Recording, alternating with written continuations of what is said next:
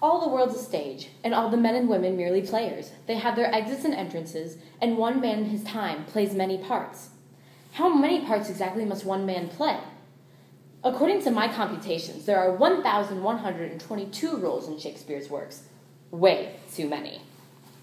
Take, for example, the most popular play, Romeo and Juliet. Two passionate lovers, a meddling nurse, a sympathetic priest.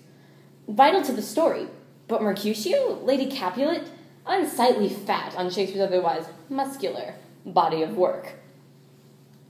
Let us therefore begin our shrinkage of Shakespeare's canon by rendering the gristle and blubber of his greatest romantic tragedy down to the tender, moist, underage flesh of Romeo and Juliet. Prologue. Act 1, Scene 1. Behold two men in search of imbroglio. For the Capulets, Samson. For the Montague, Benvolio. Verona's fragile peace shall be undone, and tragedy begin with the biting of a thumb.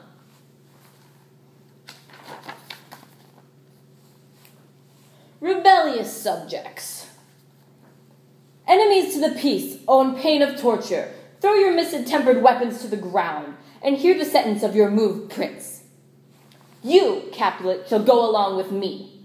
Benvolio, come you this afternoon, to no farther pleasure in this case. Now hie we to the feast of Capulet, where Romeo shall meet his Juliet, and where, in a scene of timeless romance, he will try to get in to Juliet's pants. Lo Romeo did swoon with love. By Cupid he'd been crippled, but Juliet had a lonesome coz, whose lonesome name was Tybalt.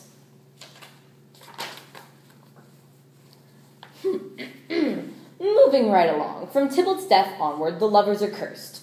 Despite the best efforts of friar and nurse, their fate pursues them, they can't seem to duck it, and at the end of Act 5, they both kick the bucket. Take thou this vial and this still liquor drink thou off, and presently through thy veins shall run a cold, drowsy humor.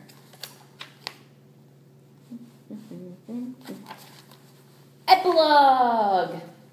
And Romeo and Juliet are dead.